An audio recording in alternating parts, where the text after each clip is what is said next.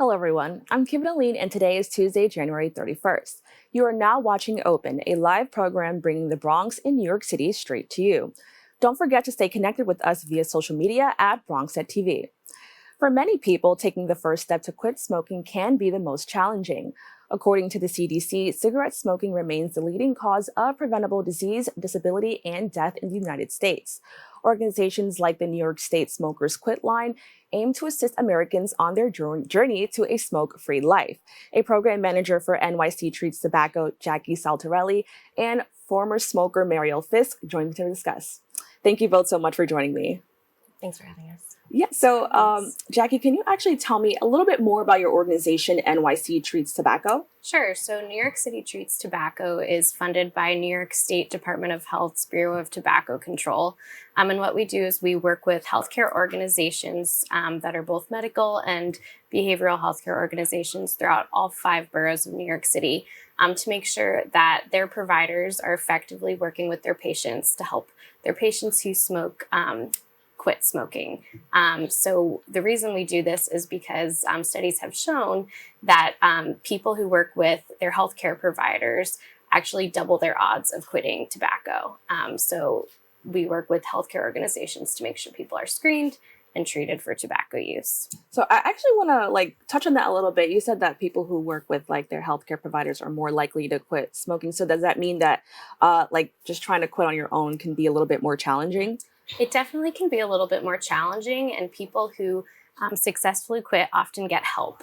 So whether it's by working with your healthcare provider, getting support from the New York State Smokers Quit Line, getting counseling, medication, when you use some of these different methods or techniques, it makes you more likely to successfully quit than quitting cold turkey. I think only 3 to 5% of people who do quit cold turkey are actually successful. So by getting that support, it really can help you move forward in your quit. So as many of us know, smoking and even vaping now, is very addictive, affecting so many Americans. But I'm really interested to know how this is affecting young adults and even teenagers. Definitely. So some good news, New York State actually conducted a survey in 2020 of high school youth, and they found that cigarette smoking among high school youth is actually at its lowest it's been in the state. It's under 3%, so that's great. But that same survey also found that about 25% of high school youth who were surveyed are smoking e-cigarettes and are vaping. So this is dangerous because e-cigarettes have really high levels of nicotine, and nicotine can be addictive and actually affect adolescent brain development. So it can affect brain development. It also can cause lung damage and other things. So the good news is that there are ways to help youth quit, like using the quit line and working with their providers. Now, Marielle, I understand that you had a similar introduction to smoking. Can you tell us a little bit more about your journey with that? Yeah, I think my story is pretty typical. I had my first cigarette when I was 15 years old, just hanging out with friends. And no one in my family smokes, but I had been around it just socially. And, I had my first cigarette at a party. And then, would have one here and there, just hanging out with friends. And by the time I was 18, I was, what I would call, a full-time smoker. So I continued smoking about a pack a day. I actually studied abroad in France when I was in college, and that didn't help things. There's a lot of people that smoke in that country. So yeah, I was definitely a pack to a pack and a half a day smoker for many, many years. I wanted to quit. It really wasn't until last year that I started experiencing some of the physical side effects of long-time smoking. I was waking up in the morning and just kind of hacking, with this awful smoker's cough. And I think it's easy for teens to kind of feel like they're invincible. And, the perception of, side effects that are going to affect your long-term health, when they're so far off, I think it's easy to kind of ignore them. But when you actually start experiencing them yourself, that's when it kind of hits home. So I'm so lucky that I did have a physician that referred me to the Quit Line, and the Quit Line has been really successful in helping me to finally quit smoking. How does it feel to hear now that a lot of teens are kind of stepping away from smoking tobacco? I know they're still doing like e-cigarettes and vaping, but how does it feel to know that teens are stepping away from that? I think that e-cigarettes are a real concern, and that can't be ignored.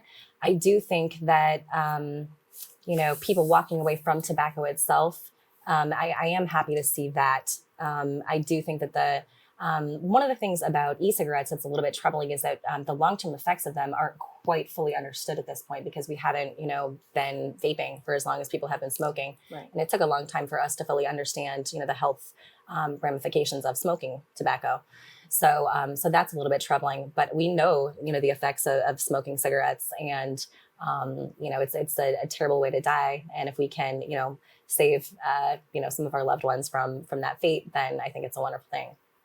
Now, Jackie, I want to talk about like the actual health, repercussions of smoking. Can you just talk about like what are some of the common things that can happen, like when you start smoking or if you've been smoking long term? Sure. Smoking, in the short term and long term, it can have so many different health consequences. It can affect kind of all parts of your body. So it can really affect your cardiovascular health. It can help you could develop COPD with your lungs. It can also cause many forms of cancer all throughout the body. So not just lung cancer, but also things like colon cancer, etc. So it can really be detrimental, but it also can affect your behavioral health. A lot of times people who smoke can experience feelings of sadness or depression, anxiety, irritability, etc. So oftentimes when people do quit, they actually experience reduced amounts of stress, anxiety, depression, and kind of increased quality of life when they do quit. Now, I thought this was really interesting. Why was it important to observe behavioral health in addition to medical or, just your physical health when it comes to smoking? Because I think a lot of times we see just the, how it affects your lungs and stuff like that. But, why is it important to also look at mental health and behavioral health? Yeah, so a lot of research has shown that people who experience behavioral health conditions when compared to people who don't actually experience smoke more, but also smoke more heavily. So when you're dealing with a behavioral health condition, smoking can really kind of make it even more difficult. But oftentimes people kind of, when they are dealing with the behavioral health condition and also just in general, smoke to kind of relieve stress, get away from things. But the reality is smoking can actually kind of increase those feelings of anxiety, etc. So it's really important to kind of think about how behavioral health can kind of really enhance the effects that tobacco can have. And Marielle, did you notice from your experience any changes in your behavior? Maybe you could back at a point where you're like, I don't like this feeling and I want to change it.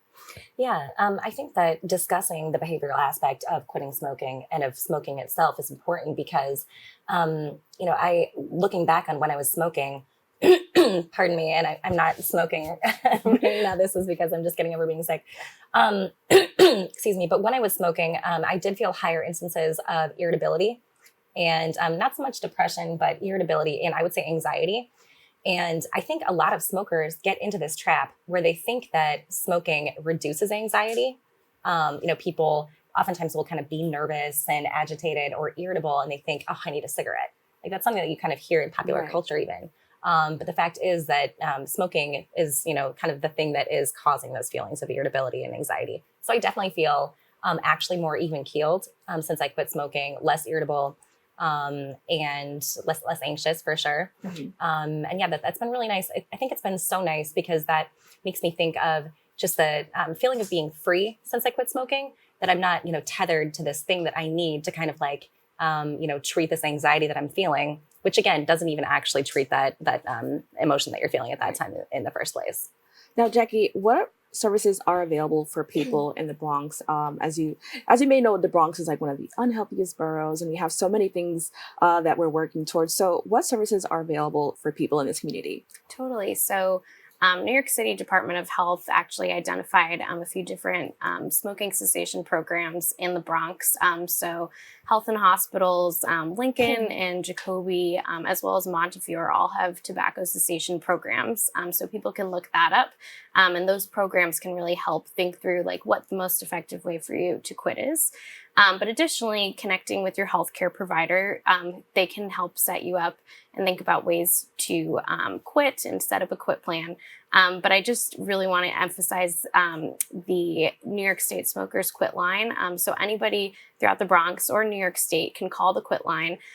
They provide free counseling services. They'll talk you through kind of where you're at, how ready you are to quit, come up with a plan. And they're also able to send people who are interested free NRT, so nicotine replacement therapy. So that means they can get access to free patches, gum, lozenges, etc.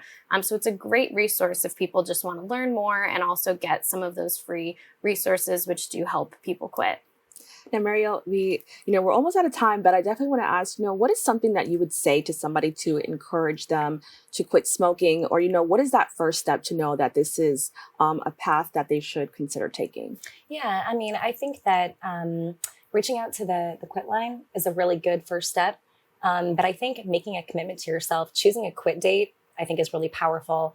And I think sharing with family and friends that, I am quitting, I think is important. I think any extra layer that you can add on to hold yourself accountable, to successfully quitting it is useful. Talking about yourself as a former smoker once you, make the decision to quit. And if you fail, it's not failing, because every day that you don't smoke tobacco, that's an improvement over, smoking every single day. So, just keep at it. All right, I want to thank you both so much for joining us. Thanks for having us. Thanks. To stay up to date with the New York State Smokers Quit Line, please go to their website at www.nysmokefree.com. And to get in touch with NYC Treats Tobacco, please email them at nyctt@nyu.edu. Don't go away. We'll be right back with more Open right after this.